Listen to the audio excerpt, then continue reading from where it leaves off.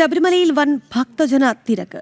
മരക്കൂട്ടം മുതൽ നടപ്പന്തൽ വരെ മണിക്കൂറുകൾ കാത്തുനിന്ന് ഭക്തർ.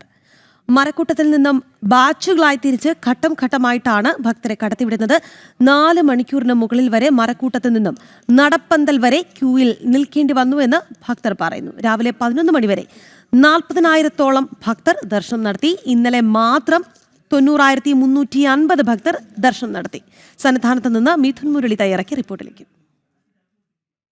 വലിയ ഭക്തജനത്തിരക്കാണ് സന്നിധാനത്ത്. പുലർച്ചെ 3 മണിക്ക് നട തുറന്നപ്പോൾ മുതൽ ഫ്ലൈ ഓവറും നടപ്പന്തലുമെല്ലാം ഭക്തജനങ്ങളാൽ തിങ്ങി നിറഞ്ഞു. മരക്കൂട്ടം മുതൽ ക്യൂ ഉണ്ട്. മരക്കൂട്ടം മുതൽ കൂടുതൽ സമയം ഭക്തജനങ്ങൾക്ക് കാത്തു നിൽക്കേണ്ട സാഹചര്യമുണ്ട്. ബാച്ചുകളായി തിരിച്ചുകൊണ്ടാണ് ഭക്തരെ മുന്നോട്ട് നീക്കുന്നത്. മരക്കൂട്ടം മുതൽ ബാച്ചുകളായി ഘട്ടം ഘട്ടമായി ഭക്തജനങ്ങളെ മുന്നോട്ട് നീക്കുമ്പോൾ നടപ്പന്തൽ വരെയുള്ള ഭാഗങ്ങളിൽ കൂടുതൽ മണിക്കൂറുകൾ ഭക്തർക്ക് കാത്തു നിൽക്കേണ്ട സാഹചര്യം. സ്വാമി ശരണം, എവിടുന്ന വരുന്നത്?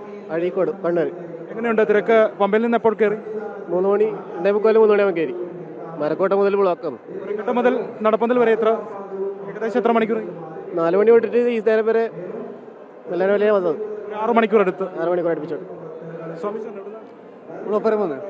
തിരക്ക് എങ്ങനെയുണ്ട് മൊത്തത്തിൽ? പൊതുവെ വലിയ തിരക്കല്ലേ? വലിയ തിരക്കാണ്. 6 മണിക്കൂർ അങ്ങനെ ക്യൂ ഉണ്ടായി. പമ്പയിലും നിലക്കിലുമൊക്കെ സ്ഥിതി ഇതുപോലൊക്കെ തിരക്കുണ്ട്.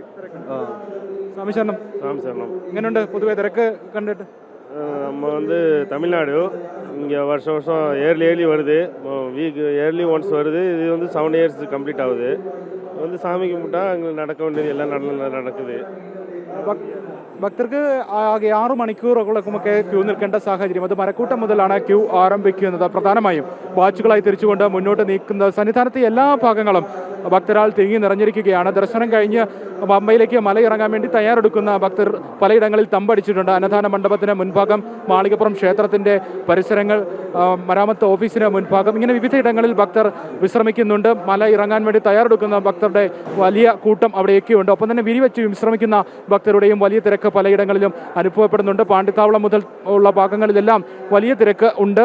ഭക്തജന സഞ്ചയമാണ്, വലിയ സഞ്ചയമാണ് പല ഇടങ്ങളിലും അനുഭവപ്പെടുന്നത്. അയൽ സംസ്ഥാന ഭക്തജനങ്ങൾ കൂടുതലായി എത്തുന്നു. കുഞ്ഞു അയ്യപ്പന്മാരും കുഞ്ഞു മാളികപ്പുറങ്ങളുമെല്ലാം ധാരാളമായി എത്തുന്നു. ഇന്നലെയും സമാനമായ സാഹചര്യം തന്നെയായിരുന്നു. ഇന്നലെയും മരക്കൂട്ടം മുതൽ നടപ്പന്തൽ വരെയുള്ള ഭാഗങ്ങളിൽ മണിക്കൂറുകളോളം ഭക്തർക്ക് കാത്തു നിൽക്കേണ്ട സാഹചര്യമുണ്ടായി. നട തുറന്ന 30-ാം തീയതിയും നിലയ്ക്കൽ മുതൽ ഭക്തജനങ്ങൾ സ്പോട്ട് ബുക്കിങ്ങിനും മറ്റു ക്രമീകരണങ്ങൾക്കുമായി കൂടുതൽ സമയം കാത്തുനിന്നാണ് ദർശനത്തിനായി സന്നിധാനത്തേക്ക് എത്തിയത്. നിലവിൽ നിലയ്ക്കലും പമ്പയിലും ക്രമീകരണങ്ങൾ ഏർപ്പെടുത്തിക്കൊണ്ടാണ് സന്നിധാനത്തെ തിരക്ക് നിയന്ത്രണ വിധേയമാക്കുന്നത്. സന്നിധാനത്തെ തിരക്ക് നിയന്ത്രണ വിധേയമാണെന്ന് ഉറപ്പാക്കിയതിനു ശേഷമാണ് നിലയ്ക്കലിൽ നിന്നും ഭക്തരെ പമ്പയിലേക്ക് കടത്തിവിടുന്നത്.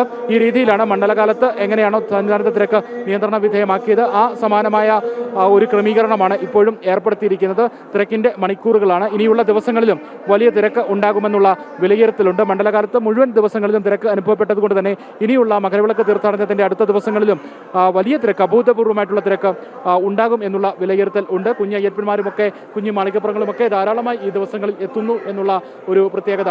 അവധി ദിവസങ്ങളൊക്കെ ആയിട്ട് കുഞ്ഞുങ്ങളുമൊക്കെ ആയിട്ട് ധാരാളം ഭക്തജനങ്ങൾ ഈ ദിവസങ്ങളിൽ എത്തുന്നുണ്ട്. തിരക്കിൻ്റെ മണിക്കൂറുകൾ, തിരക്കൊഴിഞ്ഞ് സന്നിധാനമില്ല എന്നുള്ളതാണ്.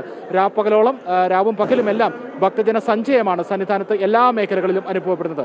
ക്യാമറമാൻ സന്തോഷ് മണ്ണാർക്കാടിനൊപ്പം സന്നിധാനത്തുനിന്നും മിഥുൻ മുരളി.